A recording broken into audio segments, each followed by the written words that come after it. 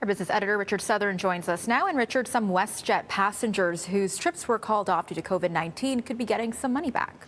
So this has been the biggest thing that has really irked travelers lately in Canada, Melissa. Those that had booked an airplane ticket before the lockdown, they figured, okay, I'm just going to get my money back. No. Canadian Airlines were only offering vouchers for future travel. That really upset a lot of people. But now, today, WestJet says, we're going to give you your money back, but only if you have a ticket going to the United States or the United Kingdom. So if you got a ticket to Canada, forget about it. You're going to have to settle for that voucher. WestJet says it will reach out to the customers who are eligible for the cash refund to let them know about it.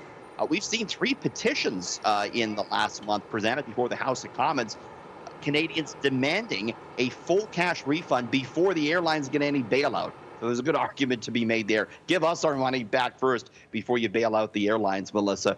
It's an interesting debate because people did buy a non-refundable ticket. However, you expect the service in return. And if you can't take your flight, you think you get your money back, right? Yeah, I can imagine that could be pretty frustrating for some passengers. And there are some signs that Canada is starting to bounce back from the coronavirus shutdown.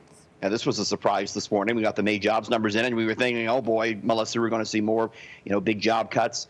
No, we saw jobs added. 289,000 Canadian jobs were added. The unemployment rate did tick up a little bit. I had a chance to talk to the senior economist over at CIBC about today's Canadian jobs numbers.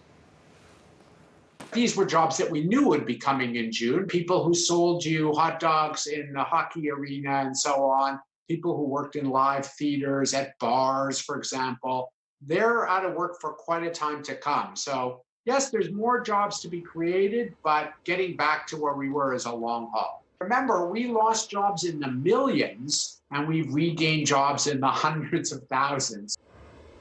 The headline number was good, but still the province of Ontario lost 64,000 jobs in the month. Of course, a lot of things still closed up here. In the U.S., big surprise, the American economy, Melissa, adding 2.5 million jobs in May. U.S. President Trump taking a big victory lap on that. But still, the unemployment rate in the States above 13% is where it was during the Great Recession of the 1930s. So things still quite dire when it comes to the employment sector. The bottom line today, though, big rally for stocks. The Dow was up 800 points, Melissa. Okay, and Bombardier is the latest company to be suffering from the effects of the pandemic. Yeah, we're talking about jobs coming back, and now, unfortunately, more jobs going away. Bombardier today announcing 2,500 job cuts at its plane-making division. Bombardier has basically sold off all its other divisions, including that C-Series jet we're looking at there. It sold that to Airbus. It's staking its entire future on business jets. They make this biggest business jet in the world, Melissa, called the Global 7500. It costs $73 million.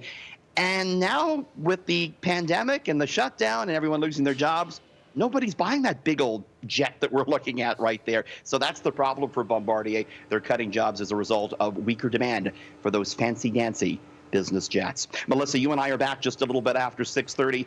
We're going to talk about some hard-hitting stories, like how robot bartenders are mixing some drinks tonight, and Grumpy Cat may have found a replacement.